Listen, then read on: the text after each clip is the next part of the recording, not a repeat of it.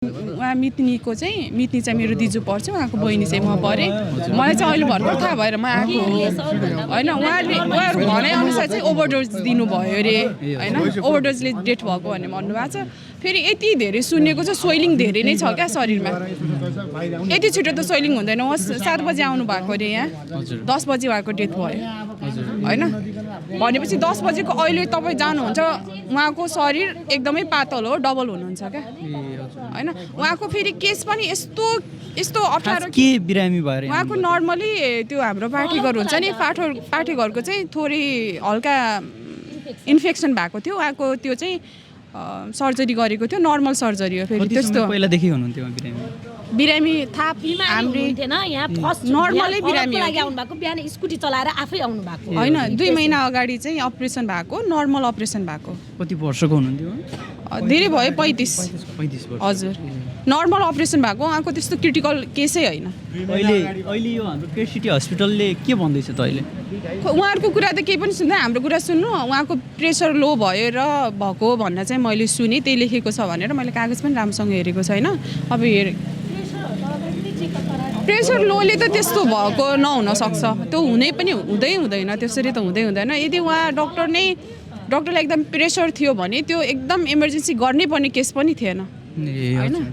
Normally पछि पनि फलोअपको लागि आउन सकिन्थ्यो नि त होइन। तर उहाँले त्यो रिस्क त नलिनु थियो नि त, यदि सक्नुहुन्न भने कि होइन। उहाँले त्यो गर्नुभयो, अब त्यो गरेपछि त जिम्मेवारी त लिनु पऱ्यो। केयर सिटी चाहिँ हाम्रो चाहिँ यो केयर सिटी भन्ने नामै हट्नु पऱ्यो र डक्टर जो हुनुहुन्छ उहाँ सबै निलम्बन हुनु पऱ्यो, खारिज हुनु पऱ्यो। किनभने उहाँको प्रशासन ठिक नभएर भयो नि त्यो केसहरू त होइन। प्रशासन कमजोर भएर त यो हस्पिटलको केयरलेस भयो नि त। त्यो हाम्रो माग चाहिँ त्यही छ। अब हेरौँ के हुन्छ। र यो हस्पिटल नै खारिज हुनु पऱ्यो, हस्पिटल चाहिँ चल्नु हुँदैन। किनभने केयर सिटीको धेरै नाम मैले सुनेको थिएँ। मैले यो औषधि गर्दाखेरि पनि म अपरेसनको दिन आएको थिएँ, दिजुलाई भनेको थिएँ दिजु हजुरले यहाँ किन गर्सेको त भनेर भनेको थिएँ। मैले चाहिँ मिडियामा हल्का सुनेको थिएँ, एक्सपेन्सिभ लिन्छ, यस्तो लिन्छ, उस्तो लिन्छ भनेर होइन। अनि त्यो कुरा गर्दाखेरि चाहिँ अलि बेटर ठाउँमा जानु पर्थ्यो नि, त्यहाँ किन गर्सेको होइन। यो बेटर छ भन्ने भयो, मलाई त थाहा थिएन। म त भर्खरै हो नि त यता आएको पनि, काठमाडौँतिरै बस्नुभएको हुनाले यताको धेरै कुरा थाहा थिएन। अनि त्यसपछि ल ठिक छ, राम्रो छ भनेपछि त अब सबैले घरको फ्यामिलीको होइन सजेस्ट गरे अनुसारको हस्पिटल आयौँ। तर यस्तो हुन्छ भन्ने त हामीलाई पनि थाहा थिएन नि त। फेरि नर्मल केस हो क्या, एकदमै नर्मल होइन।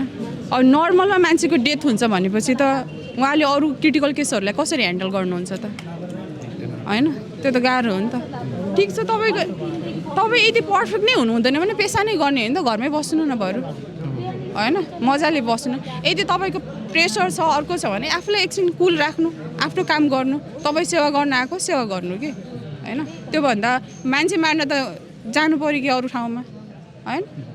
हस्पिटल जस्तो ठाउँमा, हस्पिटल त एउटा सेवा दिने ठाउँ हो नि त होइन। हामी त आफ्नो जिन भन्नाले आफै मृत्युसँग लड्दै हस्पिटलमा आएर हामी के आफ्नो जीवन बचाउन जीवनै लिने त हस्पिटल त हुनु भएन। अन्त त्यस्तो त अति भयो क्या हस्पिटलको। हुन्छ, धन्यवाद। दर्शकवृन्द, हाम्रो यहाँ केयर सिटी हस्पिटलमा द सिलु श्रेष्ठ जो चाहिँ मृतक हुनुहुन्छ, बिहान 7 बजीतिर यहाँ आफ्नै स्कुटी चलाएर यहाँ चेक जाँचको लागि आउनुभएको थियो दर्शकवृन्द। तर चेक जाँचमा आउँदै गर्दाखेरि डक्टरको लापरवाहीले गर्दाखेरि उहाँको अहिले ज्यान गुमेको छ।